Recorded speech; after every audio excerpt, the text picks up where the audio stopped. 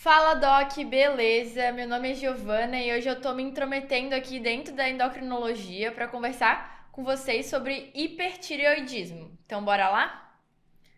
Resumo da nossa aula de hoje. A gente vai começar diferenciando hipertireoidismo de tireotoxicose. A gente vai falar sobre a relação do TSH e dos hormônios tireoidianos no diagnóstico do hipertireoidismo.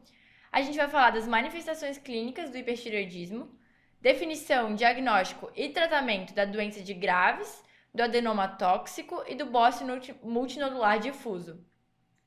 Vamos falar também sobre a relação das tireoidites com o hipertireoidismo e das causas ectópicas de hipertireoidismo e de tireotoxicose. Bora lá então? Perguntinha de início de aula. Qual que é a causa mais comum de hipertireoidismo? O que você marcaria? Vamos definir então o que é hipertireoidismo. O hipertireoidismo ele é o aumento da síntese e da liberação dos hormônios tireoidianos pela tireoide. Ele é diferente de tireotoxicose, que é a síndrome clínica que é resultante do excesso dos hormônios tireoidianos que estão circulando no corpo. Mas esse excesso de hormônios pode ser ou não consequente do hipertireoidismo. E a gente pode ter várias causas, né, de tireotoxicose, que seria tanto por produção aumentada dos hormônios tireoidianos ou independente da produção de hormônios tireoidianos pela tireoide. E aí tem a divisão aqui das principais causas, né, doença de Graves, adenoma tóxico, que a gente vai comentar hoje, as tireoidites. E o que a gente precisa entender quando a gente está falando de hipertireoidismo? A relação aqui dos hormônios da tireoide com o TSH e com o TRH. Vamos relembrar dentro da fisiologia que o hipotálamo ele envia para a hipófise o hormônio TRH, que estimula a hipófise a produzir o TSH e esse estimula a tireoide a produzir os hormônios tireoidianos.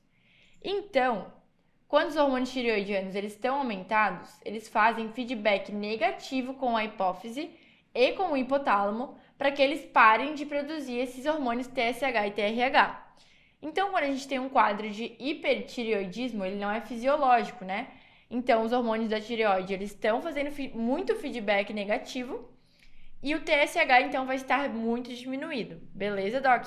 Então, aqui, ó, quando a gente tem um TSH diminuído, que seria mais ou menos o primeiro sinal, né, clínico, laboratorial que aparece no hipertireoidismo, mais o T4 livre, né, que a gente pode calcular, tá normal, então não tem aumento do hormônio da tireoide, aí a gente chama de hipertireoidismo subclínico, que ainda não tá muito marcante, né, porque ainda não tem elevação do T4 e do T3.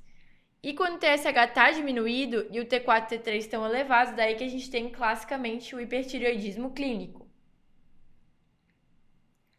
Quando a gente fala da clínica, quais são os principais sintomas, né, da tireotoxicose, que seria a manifestação clínica do hipertireoidismo? O principal, tá? 99% dos casos é o nervosismo, mas a gente também tem muito comumente sudorese, intolerância ao calor, palpitação, fadiga, perda de peso, dispneia, fraqueza, taquicardia, bócio, tremores, pele quente e úmida e assim por diante. Sintomas clássicos eu acho que vocês já devem ter ouvido falar e já devem até conseguir relacionar por conta própria, mas a gente apresenta aqui na tabelinha para vocês. Vamos falar da doença de Graves agora.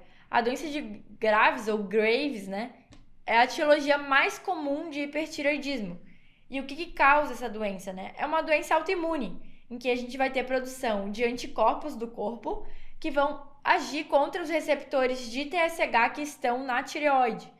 Eles ativam esses receptores de TSH. Então é como se a tireoide estivesse sendo estimulada pela hipófise a produzir mais hormônios tireoidianos. Então a tireoide acaba produzindo mais hormônios tireoidianos e aí a gente vai ter as manifestações clínicas sistêmicas de hipertireoidismo e normalmente, né, a doença de Graves, que é autoimune, está associada a outras patologias autoimunes também. Então vamos ver aqui nesse esqueminha, né, o linfócito B produz aí os anticorpos que agem no receptor de TSH que vai estimular a tireoide a aumentar de volume e a produzir mais hormônios tireoidianos, causando hipertireoidismo. A gente tem uma tríade clínica muito clássica da doença de Graves, que é bócio difuso, né? Dá pra ver aqui. Oftalmopatia, né? O exoftalmia, que o olho fica praticamente para fora. E mixedema pré-tibial. Existem algumas fontes, né, que dizem que com essas características a gente já pode diagnosticar a doença de Graves. É importante destacar aqui, quando a gente está falando de idosos, tá? O quadro sempre pode ser diferente do que a gente está acostumado. Então, em idosos, a doença de Graves ela pode se manifestar por astenia, fraqueza muscular e prostração. Já o adenoma tóxico, né, que seria ali um nódulo, ou o bócio multinodular tóxico, que seria quase a mesma coisa que o adenoma, só que daí seriam vários nódulos, são a presença de nódulos autônomos de até uns 3 centímetros que produzem autonomamente os hormônios T3 e T4. E eles têm baixo risco de malignidade, tá? Então a gente pode ver aqui nessa imagem um adenoma tóxico que está produzindo bastante hormônio T3 e T4 e então está causando a síndrome de tireotoxicose. O melhor exame para detectar esses nódulos, né, vamos relembrar, que é a cintilografia da tireoide. Como é que a gente diagnostica o hipertireoidismo e a causa do hipertireoidismo, então? Vamos ter que pedir os exames de TSH, T4 e T3, e aí dependendo, né, dos diferentes resultados, a gente pode classificar esse hipertireoidismo em vários tipos, como a gente pode ver aqui nessa tabela. Importante a gente repetir todos esses exames depois de um determinado tempo, porque a gente pode ter que descartar um quadro transitório, que a gente vai ver daqui a pouquinho qual que é.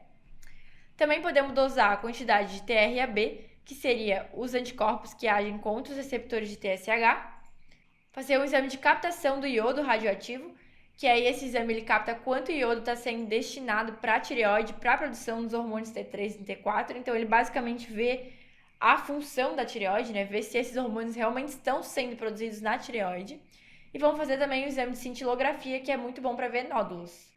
O tratamento do hipertireoidismo, então, ele geralmente se inicia com beta-bloqueadores, que são ótimos sintomáticos, principalmente o propranolol, que ele age ali nos beta-bloqueadores e aí vai diminuir os sintomas do hipertireoidismo. E a gente também tem drogas que são chamadas de antitireoidianas, como, por exemplo, o metimazol, tapazol e o propiltioracil. Só que o problema é que essas drogas elas têm um enorme risco de agranulocitose. Então, quando o paciente está em uso dessas medicações, a gente tem que orientar obrigatoriamente os sinais de alarme, ok? Porque se começar com febre e tiver agranulocitose, tem que fazer antibiótico de amplo espectro. Mas por isso que a gente não usa essas medicações a longo prazo. Então, quando não está resolvendo o quadro do paciente, a gente pode ir atrás da radioiodoterapia, que seria a segunda via de tratamento, ou cirurgia, tirar a tireoide, que nem a gente está vendo nessa imagem aqui.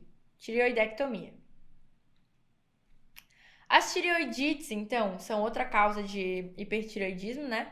São um processo inflamatório da tireoide, só que aí é uma disfunção geralmente temporária.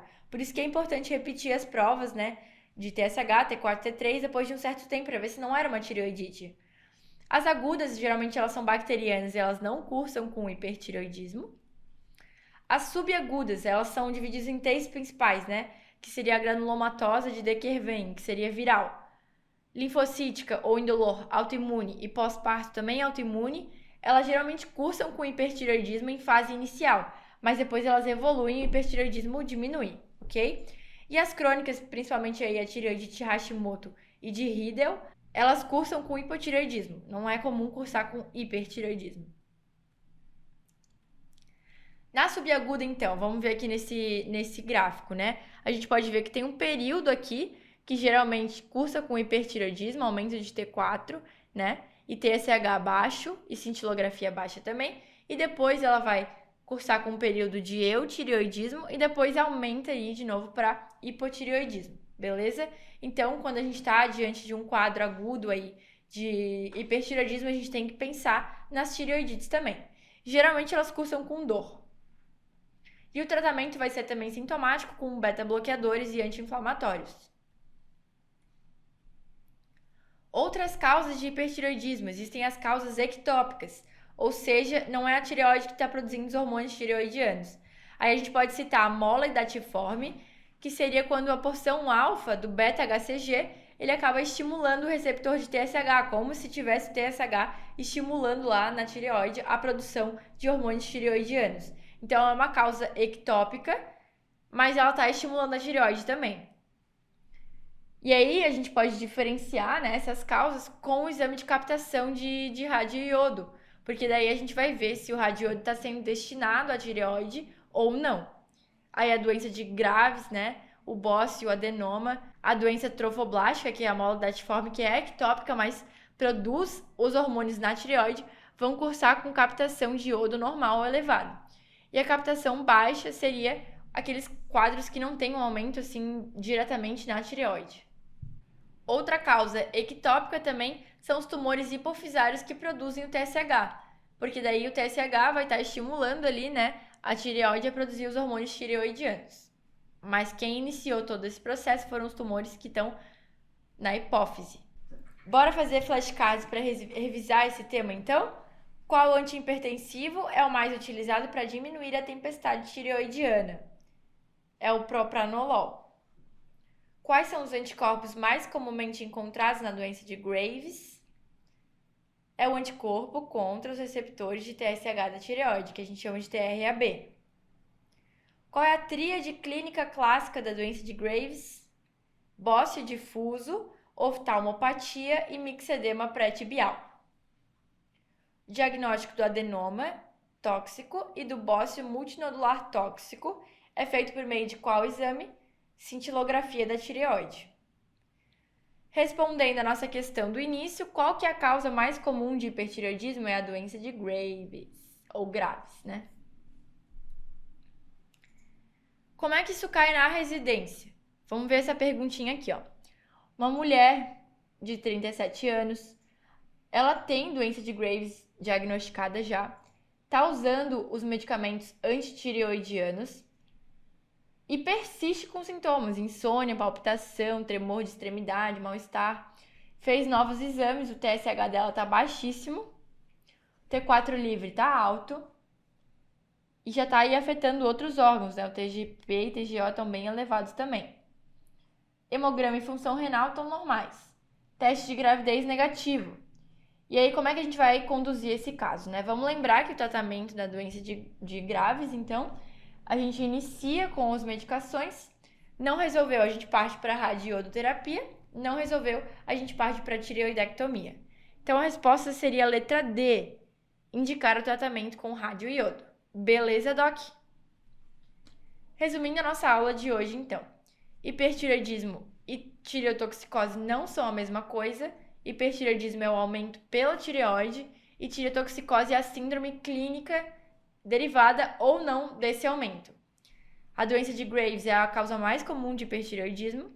A doença de Graves é uma doença autoimune. Os nódulos tireoidianos podem causar hipertireoidismo por produção autônoma. E o tratamento do hipertireoidismo depende da causa e geralmente segue a ordem: medicamento, radioiodo, tireoidectomia. As tireoidites subagudas cursam com hipertireoidismo, inicialmente, e a amíloide datiforme e os tumores hipofisários são causas ectópicas de hipertireoidismo. Essas são as referências da nossa aula de hoje. Muito obrigada pela atenção e até a próxima!